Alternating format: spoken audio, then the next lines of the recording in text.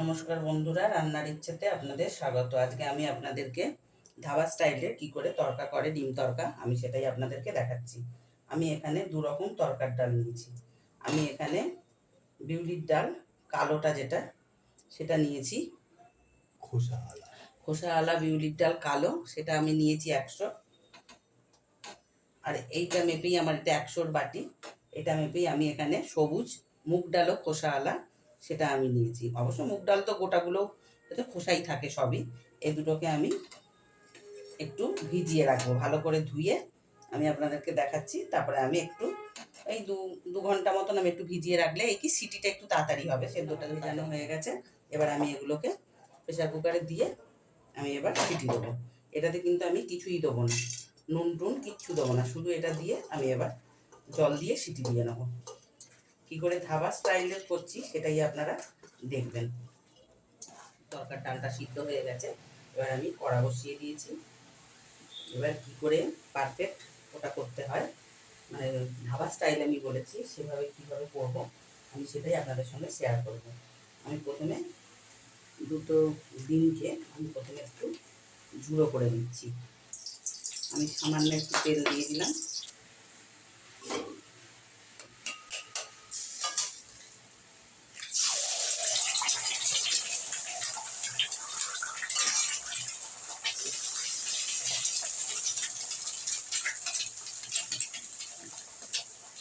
সামান্য নুন দিয়ে আমি ঝুড়ো করে, তো আপনারা সবাই জানেন, সেটা তো বলার কথা নয়, তবুও আমি বলছি। আমি ডিমটা ভেজে, ডিমটা ভাজা হয়ে গেছে, আমি ডিমটা একটা বাটিতে তুলে নিচ্ছি।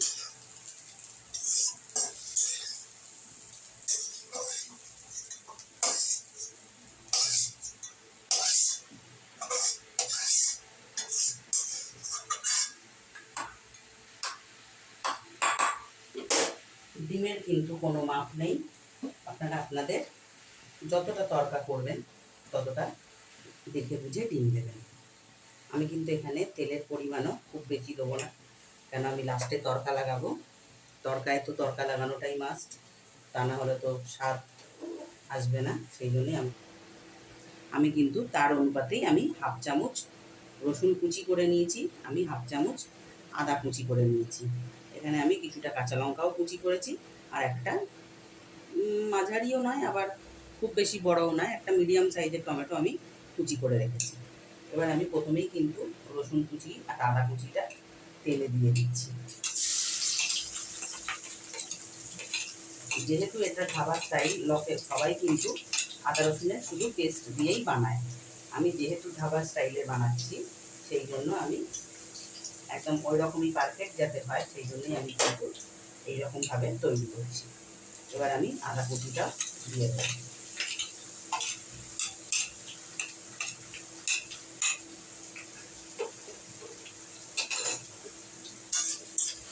একটু নেড়ে, আমি যেহেতু 200 গ্রাম ডাল নিয়েছি, তরকার ডাল, সেই জন্য আমি এখানে কিন্তু 100 গ্রাম পেঁয়াজ, খুব কিন্তু মিহি করিনি, একটু মুখে পেঁয়াজ লাগলে ভালোই লাগে, সেই জন্য কিন্তু আমি এখানে আমার একটা আন্দাজ বুঝে আমি সেইভাবেই কুচি করে নিয়েছি।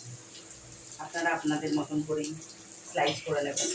এবার আমি পেঁয়াজটাকে আধ ভাজা অবস্থায়, খুব লাল লাল করে ভাজবো না, আধ ভাজা পর্যন্ত আমি পেঁয়াজটাকে ভাজবো। আমি সেই জন্য কিন্তু সামান্য একটু নুন আমি দিয়ে দিচ্ছি।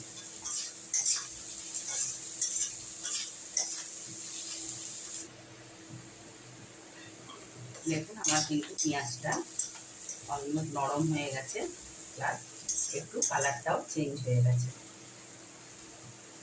এই হাফ চামচ রসুন বাটা,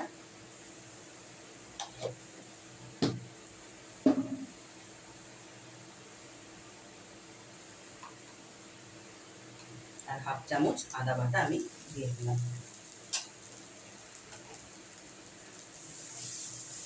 এবার আদা রসুনটা দিয়ে আমি নাড়ানাড়ি খানিকটা করে নেওয়ার পর আমি এখানে টমেটো কুচিগুলো দিয়ে দিচ্ছি।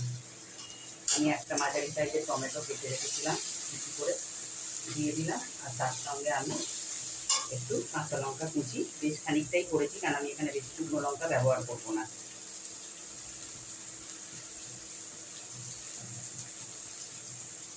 আমি দিয়ে দিলাম।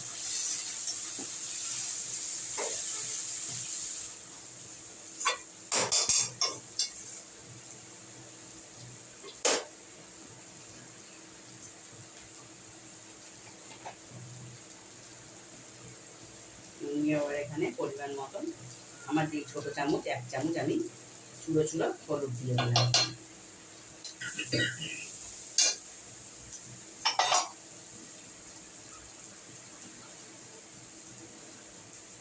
এই জন্য আমি একটু সামান্য জল দিলাম।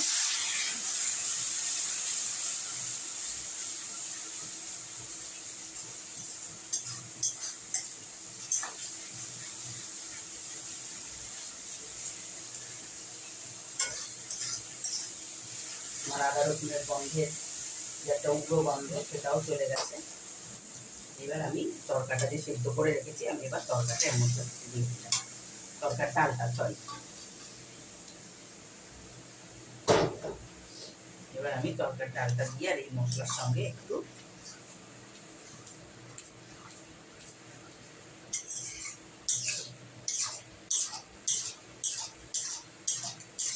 আমি কিন্তু দু রকম ডালের করেছি, একটা হচ্ছে বিউলি কলাই আর একটা হচ্ছে মুগ কলাই। আমি কিন্তু দু রকম ডালের করছি, আপনারা যে কোনো একরকম ডালের করলেও কিন্তু খারাপ হবে না।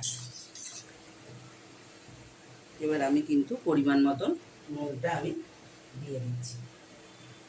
আপনারা আপনাদের আন্দাজ অনুযায়ী একটু নুন দেবেন। আমি কিন্তু যতটা লাগবে নুন, যেহেতু এটা রুটির সঙ্গে খাবে। এটা গেল তরকার প্রথম পার্ট। এবার তরকাটা একটু ডালটা একটু ফুটে উঠলেই আমি ডালটা পরের গ্যাসে সরিয়ে আমি কী করে এখানে তরকা লাগাবো আমি সেটাই আপনাদেরকে দেখাচ্ছি। আর ডালটা কী করে ধাবা স্টাইল বা কিন্তু ডালটা কিন্তু একদম এখানে রেডি হয়ে গেছে। এবার আমি কিন্তু তরকা লাগাবো, কিন্তু তার আগে আমি কিন্তু দুটো ডিম ঝুড়ো করে যেরকম সবাই দেয় আর কি ডিম তরকায়, আমি কিন্তু ওরকমভাবে করে রেখেছি, আমি ওটাও মেশাবো। এবার আমি এখানে কাঁচা ডিম আমি কিন্তু এখানে দুটো দিয়ে দিচ্ছি।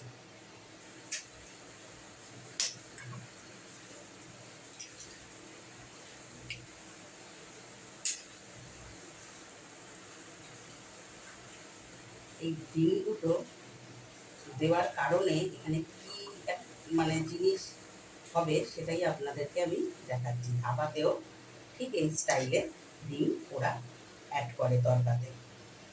এবার এটা আমি আস্তে আস্তে এখানে হোক, এটা আমি পাশের গ্যাসে সরিয়ে দিচ্ছি। পাশের গ্যাসটা আমি জ্বালিয়ে দিলাম।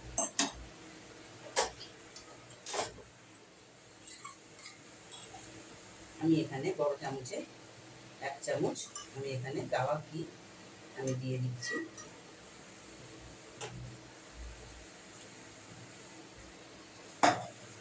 গ্যাসের ফ্লেমটা কিন্তু একটু আস্তেই করে রাখবেন, তা নাহলে কিন্তু এখানে মশলা যাবে অনেক, তাহলে কিন্তু অসুবিধাও হতে পারে।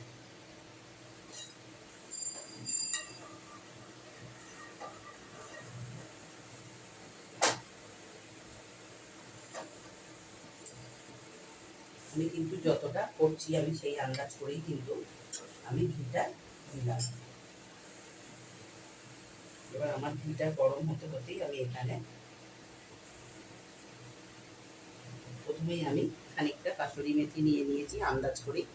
আমি একটু তরকা মশলাও নিয়েছি, আমি সামান্য একটু লঙ্কার গুঁড়ো নিয়েছি, ঝাল লঙ্কার গুঁড়োই নিয়েছি।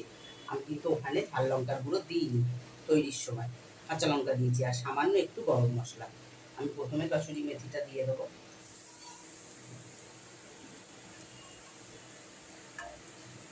তার সঙ্গে সঙ্গেই আমি এই সমস্ত মশলাগুলো আমি এখানে দিয়ে দিচ্ছি।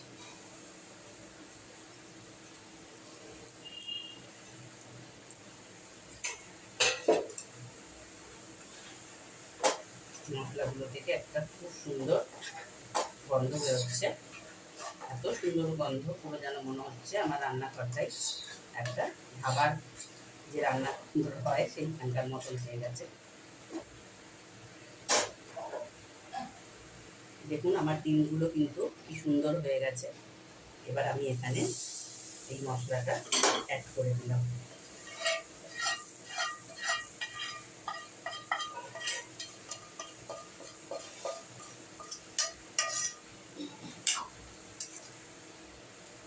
কিছুটা তরকারির মধ্যে তুলেও আমি জিনিসটা মশলাগুলো ওর সঙ্গে নিয়ে নিচ্ছি।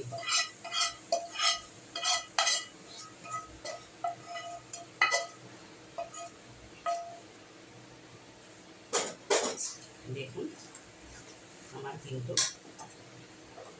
একদম ধাবা স্টাইল তরকা রেডি। এবার আমি যে ভাজা ডিমগুলো রেখেছিলাম করে আমি এবার সেই ডিমটাকেও আমি এর মধ্যে অ্যাড করে দিচ্ছি।